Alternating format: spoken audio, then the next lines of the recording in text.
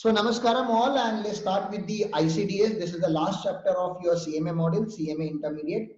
Though the relevance of ICDS in depth will be covered in final level, but and usually I don't teach it at intermediate level because students don't have much understanding of accounting standard at this level. You must understand accounting standard first before you can start watching this particular lecture. If you have not covered accounting standard, at least 10 accounting standard that I'm going to write here in bracket, then you are not supposed to watch this lecture. You must go through those accounting standard first. So accounting, what is the difference between accounting standard and ICDS? Accounting standard we use for preparation and presentation of books of account. Accounting standard we use for preparation and presentation of financial statement. Preparation and presentation of financial statement. This is, for this we use accounting standard. Why do we use ICDS? ICDS we use to compute net taxable income. Please understand, here we compute net profit. Here we compute net profit for a reporting purpose. This is purpose here for accounting standard is reporting. Reporting to government, reporting to stakeholder, reporting to shareholder. But purpose of ICDS is to compute income tax. And if this is the purpose to compute income tax, so here we are going to file ROI. So this purpose here is the returning purpose. This is the reporting purpose and here it is returning purpose. Now, when we talk about accounting standard, they have taught you one principle in detail, and that is principle of conservatism. Principle of conservatism, also known as principle of prudence. Do you understand conservatism matlab kya? What do you mean by conservatism? बोलो, conservatism क्या होता है? Hello, word को सुना है conservatism?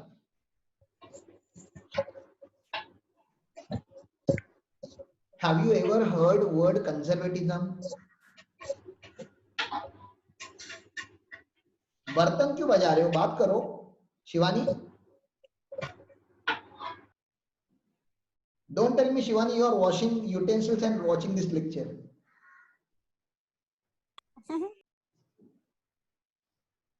Have you ever heard word conservatism? आपने सुना है क्या conservatism क्या होता है? चेंज. मुझे एक बात बताओ, क्या पर्पज होगा जब P&L बनाया जाता है बिजनेस का? तो क्या पर्पज होगा? Showing more profit to shareholder और showing less profit to the shareholder? जब शेयर होल्डर के लिए हम प्रॉफिट एंड लॉस अकाउंट बनाते हैं तो जो कंपनी होती है वो क्या करना चाहेगी? जल्दी बोलो, इंटेंशन क्या होता है उसका? मैं बता रहा हूँ, जब बुक्स ऑफ अकाउंट्स बनते हैं, सुनो ना, जब बुक्स ऑफ अकाउंट्स बनते हैं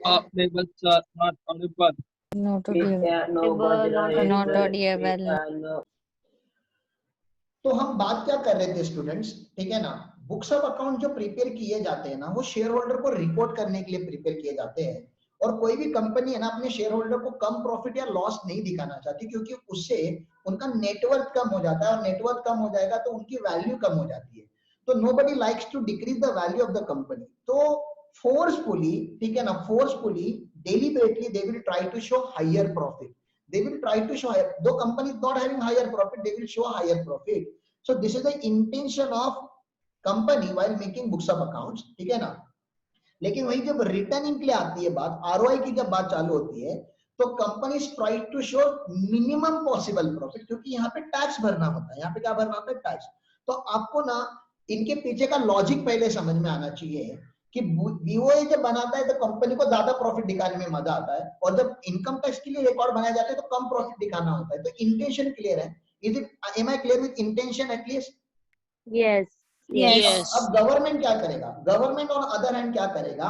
यहाँ पे विंडो ड्रेसिंग अगर होता होगा, विंडो ड्रेसिंग मतलब जहां प्रॉफिट नहीं है वहां पे भी प्रॉफिट दिखाते हैं. ये कैसे किया जाता है सर? तो प्रोविजनिंग क्रिएट नहीं किया जाता. यहाँ पे प्रोविजनिंग क्रिएट नहीं किया जाता. कुछ कुछ एक्सपेंसेस का प्रोविजनिंग करना होता है, बरोबर ना? लास्ट ईयर के मार्च के जो एक्सपेंसेस होते हैं हमको जो पता, जैसे हमें पता है कि हमें केस हारने वाले, कोर्ट में हमारा केस चालू है और हमें लग रहा है कि 50% से ज्यादा प्रोबेबिलिटी कि हम केस हार जाएंगे, तो उसका प्रोविजन क्रिएट करना होता है। ऐसे कौन से एएस में लिखा हुआ है? एएस का नंबर बोलो। ऐसे कौन से एएस में बोला है कि प्रोविजन करना पड़ता है? देवाले बोलो। 10वां। पागल है ये पांडा, पागल है। पांडा को मार देता मैं भी आप आज सामने होता तो। ऐसा लिखा गया एएस 29 में। उधर नाम लिखा है इसके लिए मैंने बोला। हाँ वही बता रहा हूँ ना, गलत जगह से कॉपी नहीं करने का। ऐसा लिखा गया एएस 29 में कि फ्यूचर में जो लॉस होते हैं ना उसको अभी बुक कर लो। फ्यूचर में जो लॉस होते हैं ना वो अभी बुक कर लो, कंटिंजेंट लायबिलिटी को रिपोर्ट कर लो, और जो लायबिलिटी ऐसा लगता है, जो कंटिंजेंट लायबिलिटी ऐसा लगता है कि होने के चांसेस है, उसको भी अभी बुक कर लो आप। और जो कंटिंजेंट असेट होते हैं, मतलब पैसे मिल सकते हैं, लॉटरी का टिकट लेकर आए हो घर पे, लॉटरी लग भी सकती है नहीं भी लग सकती है, बुक कर दो क्या बुक अकाउंट में? बोलो जल्दी। नहीं, फ्यूचर प्रॉफिट नहीं कर सकते। फ्यूचर प्रॉफिट बुक नहीं करना है, उसको ही कंजर्वेटिज्म बोलते हैं। मुझे एक बात बताओ, आपने कंस्ट्रक्शन कॉन्ट्रैक्ट भी तो पढ़ा है ना? कंस्ट्रक्शन कॉन्ट्रैक्ट हाँ, कॉस्टिंग में भी पढ़ा होगा, अकाउंट में भी पढ़ा होगा। तो उसमें एस्टिमेटेड लॉस आता है तो हम क्या करते हैं? एस्टिमेटेड लॉस आता है तो क्या कर देते हैं? कंस्ट्रक्शन कॉन्ट्रैक्ट का एएस क्या है? 7. Thanks for not disappointing me. Construction contract का है A7। A7 क्या बोलता है? अगर आपका फ्यूचर में एस्टिमेटेड लॉस आ रहा है, एस्टिमेटेड प्रॉफिट आ रहा होगा, तो परसेंटेज ऑफ कंप्लीशन मेथड लगाने बोलता है। यहाँ पे परसेंटेज कंप्लीशन मेथड है, पता है आपको? हाँ पता। प्रॉफिट आया तो बोलता है जितना परसेंट कंप्लीट हुआ है, मतलब अगर प्रोजेक्ट 80% कंप्लीट हुआ रहेगा तो 80% ही बुक करने का। लेकिन अगर लॉस आया तो बोलता है पूरा लॉस बुक करने का। ऐसा पता है आप लोग को? सुना आपने ऐसे कुछ? हाँ, कॉन्ट्रैक्ट का लॉस। हाँ, तो कॉन्ट्रैक्ट लॉस वाला कॉन्ट्रैक्ट होगा तो बोलता है पूरा लॉस बुक करने का। ये क्या है? ये कौन सा प्रिंसिपल? ये है प्रिंसिपल ऑफ कंजर्वेटिज्म। तो लॉस हुआ है क्या आपको? उतना मुझे बताओ, उतना लॉस हुआ है आप लोगों को? नहीं, वो एस्टिमेटेड है कि आने वाले 2 साल में उतना लॉस हो सकता है, फिर भी बुक करवा देता है, क्योंकि A7 बोलता है कि कंजर्वेटिज्म फॉलो करो। अकाउंटिंग स्टैंडर्ड्स बोलती है कंजर्वेटिज्म फॉलो करो। मुझे बताओ, इनकम टैक्स वाले करने देंगे क्या? मुझे 2 साल के बाद लॉस होगा, मैं आज ही बुक कर देता हूँ, करने देंगे क्या मुझे इनकम टैक्स वाले? नहीं। मुझे बताना क्या है सबसे बड़ा डिफरेंस? सबसे बड़ा डिफरेंस अकाउंटिंग स्टैंडर्ड और आईसीडीएस में सबसे सर बड़ा। Not audible. या sir breaking voice is breaking. एक मिनट, मैं क्या वॉइस बता रहा इज हूँ, breaking. So internet is not stable. अभी देखो, अभी ट्राई करो, आवाज आ रही है अभी? हाँ सर बोलो।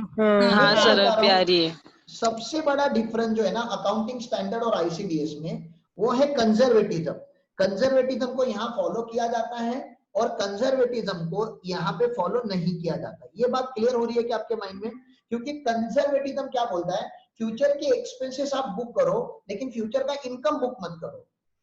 कंजर्वेटिज्म क्या बोलता है? फ्यूचर की एक्सपेंसेस बुक करो, लेकिन फ्यूचर का इनकम बुक मत करो। ये समझ रहा है? कंजर्वेटिज्म क्या बोलता है? फ्यूचर में जो लॉस होने वाला है वो बुक करो, लेकिन फ्यूचर में जो गेन होने वाला है वो मत बुक करो। Okay, yes. ये बात हो रही है अकाउंटिंग स्टैंडर्ड की, प्रिपरेशन ऑफ बुक्स की। एज क्या बोलता है? एज बोलता है भैया लॉस होगा ना तो ही बुक करो, लॉस हुआ ही नहीं तो बुक क्यों करोगे? जब होगा तो तब बुक कर लेना ना। समझ रहा है? गवर्नमेंट का पर्पस समझ रहा है? गवर्नमेंट का एग्जैक्ट अपोजिट होता है ना। शेयर होल्डर का या कंपनी का क्या होता है कि बुक्स ऑफ अकाउंट में ज्यादा प्रॉफिट दिखाना है, तो गवर्नमेंट का काम क्या है? उसको कम करना। आप समझ रहे हो ना? हाँ। और इनकम टैक्स में आरसीसी का पर्पस होता है कि कम प्रॉफिट दिखाओ। गवर्नमेंट का क्या काम होता है? उसको ज्यादा प्रॉफिट दिखाना। ज्यादा प्रॉफिट दिखाना। तो ये आपको थोड़ा बैकग्राउंड पता होना चाहिए। चलो ठीक है sir, ICDS legally valid. ICDS है क्या sir? First of all ICDS computational standard है। जैसे आपने देखो, अकाउंट्स पढ़ते रहोगे तो अकाउंटिंग स्टैंडर्ड पढ़नी पड़ती है, ऑडिट पढ़ते रहोगे तो ऑडिटिंग स्टैंडर्ड्स ऑन ऑडिटिंग पढ़ना होता है, कॉस्टिंग पढ़ते हो तो कॉस्ट अकाउंटिंग स्टैंडर्ड पढ़ना होता है, लॉ पढ़ते हो तो कंप्लायंस स्टैंडर्ड पढ़ना होता है। अकाउंटिंग स्टैंडर्ड सीए इंस्टीट्यूट देता है, cost accounting standard CMA institute देता है, कंप्लायंस स्टैंडर्ड जो है वो सीएस इंस्टीट्यूट ने दिए हुए हैं। तो हर इंस्टीट्यूट के अपने कुछ स्टैंडर्ड्स है जिनको मेंबर फॉलो करता है, वो सारे इंस्टीट्यूशंस के हो गए। सर इनकम टैक्स एक्ट ने जो स्टैंडर्ड हमको दी है उनको आईसीडीएस बोला जाता है, और इसको हम प्रिपरेशन के लिए यूज नहीं कर रहे, हम इसको खाली कंप्यूटेशन के लिए यूज कर रहे हैं। और कंप्यूटेशन के टाइम पे हमें कुछ कुछ डिस्क्लोजर देने होते हैं। डिस्क्लोजर मतलब नोट्स टू अकाउंट, समझ रहे हो ना? आपको ना इनकम टैक्स को कुछ नोट्स बताने होते हैं, उसको डिस्क्लोजर बोलते हैं। डिस्क्लोजर वर्ड क्लियर है? कंप्यूटेशन तो कंप्यूटेशन ऑफ टोटल इनकम, और डिस्क्लोजर मतलब आपको इनकम टैक्स के कुछ नोट्स लिख के देने होते हैं, बरोबर? बरोबर। हाँ, ये इनकम टैक्स के लिए बना गया, ये क्या शेयर होल्डर के लिए बनाया गया है? नो नहीं। तो चलो नहीं। अब मुझे बताओ, आपको एस आनी चाहिए, कौन से एस आनी चाहिए, जल्दी बोलो। Accounting policy, disclosure of accounting policy, इसका एस का नंबर बोलो। 1 एस 1 है। Valuation of inventories, S2। S 2 में सबसे बड़ा प्रिंसिपल क्या है? वैल्यूएशन ऑफ इन्वेंटरी कैसे होता है, जल्दी बोलो। नेट रियलाइजेबल वैल्यू और cost amount whichever is lower। whichever is lower, यहाँ पे भी वैसे ही होता है, एनआरबी और cost whichever is lower। Revenue recognition कौन सा एस है? 9। एस 9, तो ये एस 9, एस 9 आपको आना चाहिए। टेंजिबल फिक्स एसेट आपके यहाँ पे पीपीए करके, property plant and equipment, AS क्या है? 10। 16 10। 16 बोरोइंग कॉस्ट है। Effect of change in foreign exchange rate, forex का the effect of 11। AS 11। AS government grant 12। AS 12। Securities आपके यहाँ पे इन्वेस्टमेंट के नाम से है। 13। बोरोइंग कॉस्ट 16 और प्रोविजन एंड कंटिजेंसी एस 29। तो जितने एस मैंने यहाँ पे लिखे, क्या आपको ये पता तो है? एटलीस्ट थोड़ा तो नॉलेज इसका? हाँ। हाँ, इनका नॉलेज नहीं होगा तो लेक्चर अभी देखना बंद कर दो, ठीक है ना? मैं पूरा एस पढ़ाने नहीं आया, मैं आईसीडीएस पढ़ाने आया, ठीक है ना? खाली डिफरेंशिएट पढ़ाऊंगा। चलो आगे जा रहा हूँ। सर 29 नहीं पता। ठीक है, बता दूंगा फिर उतना। इन एक्सेस खत्म नहीं हुआ अभी तक एस? हो 29 गया, नहीं है लेकिन हमको। 29 नहीं है हम लोग को। है ही नहीं, बाप रे। नहीं। चलो ठीक है, बता दूंगा मैं। In exercise of power conferred under section 145(2), central government has notified. ये पावर किसको दिया था? सेंट्रल गवर्नमेंट को। और आईसीडीएस किसने लाई है? सेंट्रल गवर्नमेंट आई है। और इस नोटिफिकेशन से आया है 2016 में, ठीक है ना? 16 में आया, लेकिन एप्लीकेबल 16 में नहीं हुआ, उसके नेक्स्ट ईयर से उन्होंने एप्लीकेबल हुआ, क्योंकि बहुत सारी इंडस्ट्री में प्रॉब्लम चालू थे तभी। एप्लीकेबिलिटी, सर क्या आईसीडीएस सारे एसएससी को एप्लीकेबल है क्या? हाँ, यूजुअली सारे एसएससी को एप्लीकेबल है, लेकिन इंडिविजुअल को नहीं एप्लीकेबल है। इंडिविजुअल और एचयूएफ को एप्लीकेबल नहीं। आपको तो पता है लॉ में हर बार इंडिविजुअल एचयूएफ को कुछ ना कुछ क्या बोलते हैं उसको, कंसेशन दिया जाता है, बरोबर ना? लॉ में एसएससी को हमेशा क्या दिया जाता है? थोड़ा कंसेशन। ये लोग बाहर कैसे गए? पब्लिक बाहर जाके रिटर्न आ रही है, घूमकर आ गई क्या किधर? ऑल एसएससी में कौन आता है? कंपनी, फर्म, यूजुअली जो हमारे यहाँ पे एसएससी आते हैं, फर्म, एलएलपी, इन सबको एप्लीकेबल है। इंडिविजुअल एचयूएफ को एप्लीकेबल नहीं है, लेकिन इंडिविजुअल एचयूएफ को भी एप्लीकेबल हो जाएगा अगर वो ऑडिट वाले हो जाएंगे। क्या हो जाएंगे? ऑडिट वाले। तो किनको एप्लीकेबल नहीं है? छोटू इंडिविजुअल एंड एचयूएफ के लिए एप्लीकेबल नहीं। छोटू इंडिविजुअल एचयूएफ समझते हो? टीडीएस पढ़ा है मैंने आप लोगों को, ये तुमको समझ रहे? छोटू इंडिविजुअल एचयूएफ मतलब कौन? बेसिक एग्जामिनेशन के नीचे। छोटू इंडिविजुअल एचयूएफ मतलब जिनका टैक्स ऑडिट नहीं हो रहा है, जिनका टर्नओवर 1 करोड़ के नीचे है। आप समझ रहे हो? अब जिनका टर्नओवर 1 करोड़ के नीचे है, उस बेचारे मतलब अपने यहाँ पे पकड़ लो, कोई चाय वाला है, कोई किराने शॉप वाला है, कोई ऑटो रिक्शा वाला है, उनको कहाँ आईसीडीएस लगा रहे हो यार आप? नहीं लगेगा, ठीक है ना? लेकिन कोई इंडिविजुअल है जिसका टर्नओवर 20 करोड़ का है, 25 करोड़ का है, 40 करोड़ का है, यार वो तो बड़ा बिजनेस वाला है, 1 करोड़ से ज्यादा कमाता है, तो उसके ऊपर लगा दो, ठीक है ना? तो ऐसा नहीं कि सारे इंडिविजुअल एचयूएफ को मुक्ति दी है। Individual HUF who are not required to get books of account audited under section 44A भी, उनको ही मुक्ति दी है। मतलब ऑडिट इंडिविजुअल एचयूएफ को भी एप्लीकेबल है, तो इनको तो एप्लीकेबल है ही, प्लस ऑडिट इंडिविजुअल एचयूएफ को भी एप्लीकेबल है।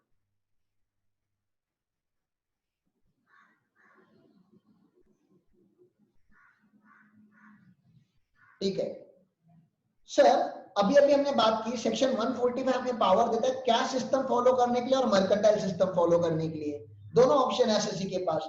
ये आईसीडीएस तभी एप्लीकेबल होता है जब आपका एसएससी अक्रूवल सिस्टम यानी कि मर्केंटाइल सिस्टम फॉलो करता है। मतलब बताना क्या है, जिस एसएससी ने कैश सिस्टम अडॉप्ट किया उसको आईसीडीएस का एप्लीकेशन नहीं है। ये बात समझ रहे हो? जिस एसएससी ने अभी हमने क्वेश्चन किया ना पीजीबीपी में मॉर्निंग में, उस एसएससी ने कैश सिस्टम फॉलो किया था, तो कैश सिस्टम फॉलो किया तो उसको आईसीडीएस का एप्लीकेशन नहीं है। यहां तक बात क्लियर है? नहीं।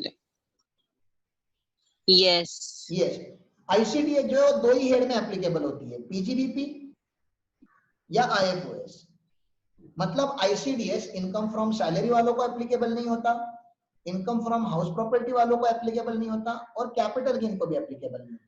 इन तीन हेड में आईसीडीएस नहीं लगती क्योंकि सेक्शन 145 इन तीन हेड को लगता ही नहीं है। सेक्शन 145 जो है, जो ऑप्शन देता है कैश और मर्केंटाइल का, वो जो लगता है वो पीजीबीपी और आईएफओएस को ही लगता है। And this two heads are influenced from your books of accounts. बाकी तो अपना नॉर्मल उनका खुद का ही अपना कंप्यूटेशनल मैकेनिज्म उन चैप्टर्स में है, बरोबर ना? बुक्स ऑफ अकाउंट्स के ऊपर डिपेंड नहीं होते ये तीन हेड। सैलरी, हाउस प्रॉपर्टी और कैपिटल गेन क्या बुक्स ऑफ अकाउंट्स के ऊपर डिपेंड होते हैं क्या? No. बुक्स ऑफ अकाउंट्स के ऊपर डिपेंड जो होता है बिजनेस का इनकम या तो आईएफओएस का इनकम। बात क्लियर है?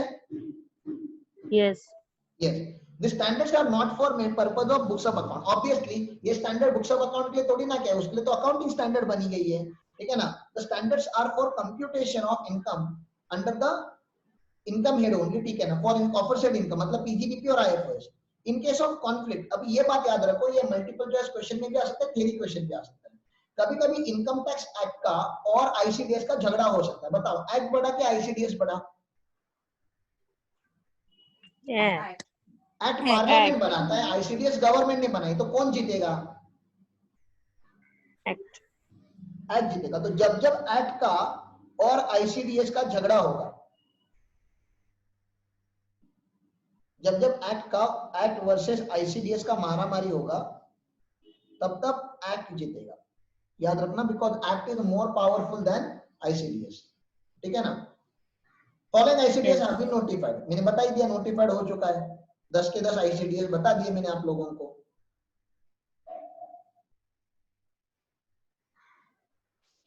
आईसीडीएस 1 क्या बोलता है? Accounting policies. अकाउंटिंग पॉलिसीज का जितना आपने अकाउंटिंग स्टैंडर्ड पढ़ के रखा है बचपन से, उतना पूरा इन्होंने बोल दिया है। आप लोगों के मैं रीड करता हूं क्योंकि आप लोगों को याद आए, मेमोरीज आए, बस उसके लिए मैं रीड कर लेता हूं, ठीक है ना? Accounting policies adopted by the person shall be such so as to represent true and fair view. ये वर्ड आपने सुना है आपने पहले? Yes yes yes affairs of the income of the business and profession or occasion. The treatment of and presentation of the transaction and event shall be governed by the substance and not by merely legal form. तो substance over form, यहाँ पे word क्या use किया उन्होंने? substance over legal form. ये accounting concept है, ये सुना है आप लोगों ने, मेरे से भी सुना होगा ये word, substance over legal form. Hire purchase का मैंने आपको एग्जांपल दिया होगा। हायर परचेस में डेप्रिसिएशन किसे क्लेम करना चाहिए? वेंडर को या परचेसर को? हायर परचेस ट्रांजैक्शन परचेसर, लेकिन परचेसर तो लीगल ओनर नहीं है। परचेसर तो लीगल ओनर लास्ट इंस्टॉलमेंट के बाद बनेगा, मतलब 5 साल के बाद बनेगा, बरोबर ना? वो लीगल फॉर्म का लगता है इधर प्रिंसिपल, तो वो डीम्ड ओनर माना जाता है। क्या माना जाता है उसे? Deem owner. डीम्ड ओनर, क्योंकि हम बोलते हैं सब्सटेंस में, मतलब रियलिटी में तो वही ओनर है, ठीक है ना? खाली उसके पास पेपर उसके नाम पे नहीं, क्योंकि लोन चालू है, जैसा उसका लोन खत्म हो जाएगा, अमाउंट रिपे हो जाएगा, लीगल ओनरशिप चली जाएगी उसके पास, ओके चलेगा। फिर एक लॉस होता है mark to market loss. Mark to market loss मतलब अगर आपने शेयर मार्केट में से शेयर लेके रखे हुए हैं, तो मुझे एक्चुअल में लॉस कौन से दिन पे होगा जल्दी बताओ। मैंने 1000 रुपए का शेयर लिया हुआ है, 31 मार्च पे उसका प्राइस जो है ना, 31 मार्च पे इसका प्राइस 900 रुपया हो गया, क्या मुझे लॉस हो गया 900 रुपए का? नहीं, प्राइस खाली मैंने सेल तो बिना क्या किया, मैं सेल करूंगा तब होगा ना मुझे प्रॉफिट या गेन। यस तो ये तो 31 मार्च पे खाली मतलब है, मतलब ऐसा देखने जाएंगे तो लॉस है, तो इसको एमएमटी लॉस बोलते हैं, mark to mark, MTM loss बोलते हैं, मार्क टू मार्केट लॉस। तो इस एस ने क्या बोला कि मार्क टू मार्केट लॉस आप रिकॉग्नाइज नहीं करोगे तब तक जब तक कोई आईसीडीएस आपको पावर नहीं देता। मैंने क्या बोला समझा? मार्क टू मार्केट लॉस तब तक आप रिकॉर्ड नहीं करोगे जब तक कोई आईसीडीएस आपको पावर नहीं देता। मुझे बोलो फॉरेक्स में भी क्या होता है, अगर आपका आउटस्टैंडिंग डॉलर में होता है, ठीक है ना, डॉलर में, और डॉलर का प्राइस नीचे चला जाता है, आपको पैसे आने थे और डॉलर का प्राइस नीचे चला गया तो लॉस होता है ना 31 मार्च पे। किया है कि नहीं आपने हाँ। AS11 foreign exchange? हाँ किया। तो क्या आपको एक्चुअल में लॉस हुआ था 31 मार्च पे? आपका खाली डेटर था? नहीं। नहीं। नहीं। आप समझो ना, आपका 1 लाख डॉलर का डेटर, 1000 डॉलर का डेटर था, 1000 डॉलर इंटू 76 आपको आने चाहिए थे। 1000 डॉलर इंटू 76 मतलब 76,000 आने वाले थे, लेकिन डॉलर की प्राइस 72 आ गई। तो डॉलर की प्राइस अगर 72 आ गई तो 76 माइनस 72,000 अगर मैं करूंगा तो आपको लग रहा है कि आपको 4000 का लॉस होगा 31 मार्च पे, लेकिन हुआ तो नहीं है। आपको तो पैसे अप्रैल मई में आएंगे, अगले महीने में आएंगे, लेकिन फिर भी तो हमें वो रिकॉर्ड करना पड़ता है। किया है कि नहीं आप लोगों ने? Yes. This is kind of mark to market loss. हाँ, एएस ने बोला होगा, आईसीडीएस ने बोला होगा तो आप बुक करो, आईसीडीएस ने बोला नहीं होगा तो आप बुक नहीं कर सकते। तो जनरली आप एक्सपेक्टेड लॉस या mark to market loss shall not be recognised. आप समझ रहे हो ना? अकाउंट्स में बोला जाता है कि अगर आपको लॉस होने वाला है तो रिकॉर्ड करो। ये क्या बता रहा है? आईसीडीएस क्या बता रहा है? This is against conservatism. Opposite.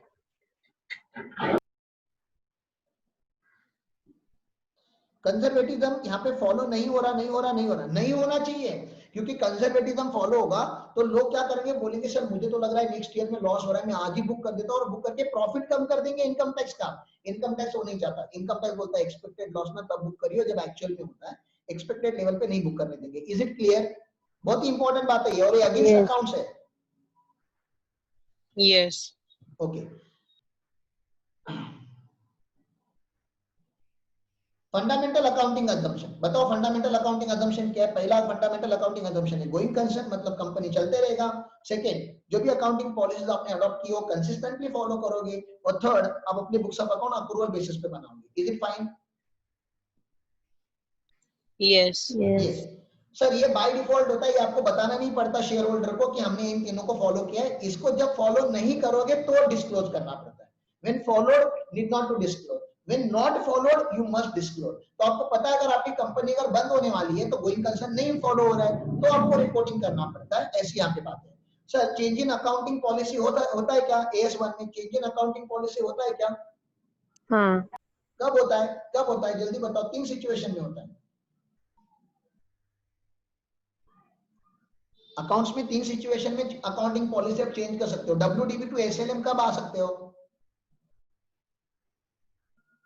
3 situation है अकाउंटिंग स्टैंडर्ड 1 में। मैंने तुमको बोला था एएस पढ़ के नहीं आओगे तो सालों ये होगा नहीं, ये कंप्लीट।